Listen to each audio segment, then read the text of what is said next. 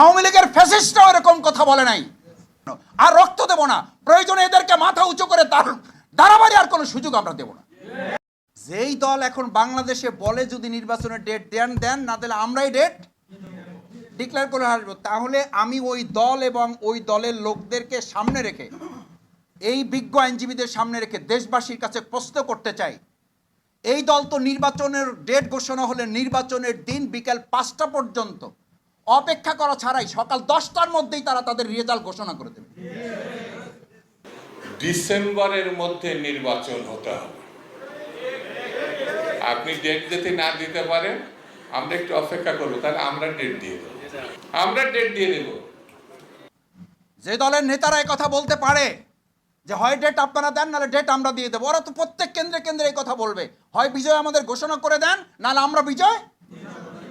এই আশঙ্কা থেকেই এই দেশের জাতি এখন বলছে আগে বিচার করতে হবে, সংস্কার করতে হবে, তারপর নির্বাচন দিতে হবে।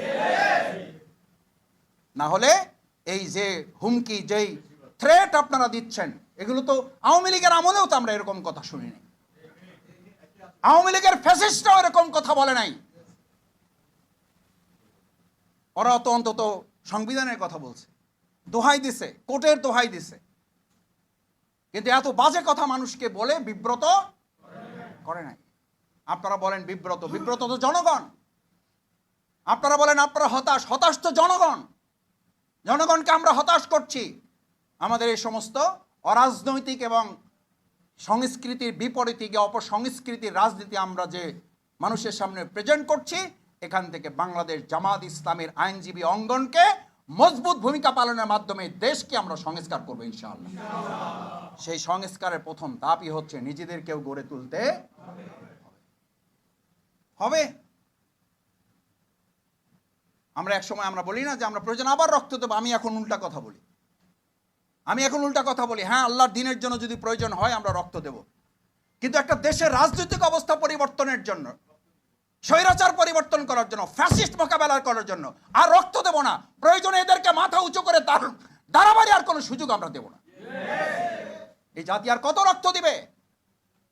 এদেশের তরুণ ছাত্র সমাজ, যুবক, মহিলা, বোন, আমাদের কলিজার টুকরা সন্তান, নিষ্পাপ সেই সমস্ত নবজাতকগুলোকে পর্যন্ত গুলি করে হত্যা করা হয়েছে। সেই জাতিকে, সেই দেশকে আর কতবার রক্ত দিতে হবে? কেন রক্ত দিতে হবে? আর যারা রক্ত দেব বলে, তারা অন্যের ঘাড়ে বন্দুক রাখে, নিজেরা আরাম আয়েশে এসি দেশ বিদেশের মধ্যে অবস্থান করে সুযোগ বুঝে জনগণের সুবিধা অর্জন করা ছাড়া তাদের কোনো লক্ষ্য নির্ধারণ করা থাকে না।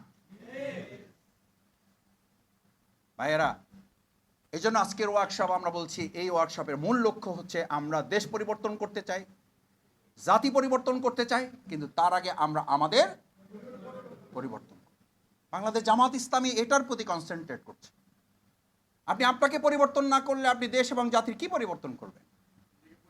আপনাকে পরিবর্তন করতে হবেই। আমরা আমাদের পরিবর্তন করব এবং এই দেশ জাতি আমরা পরিবর্তন করব। দেখি ইনশাআল্লাহ পারবেন? এটা পারবেন? এই দেশের প্রয়োজনে পারবেন?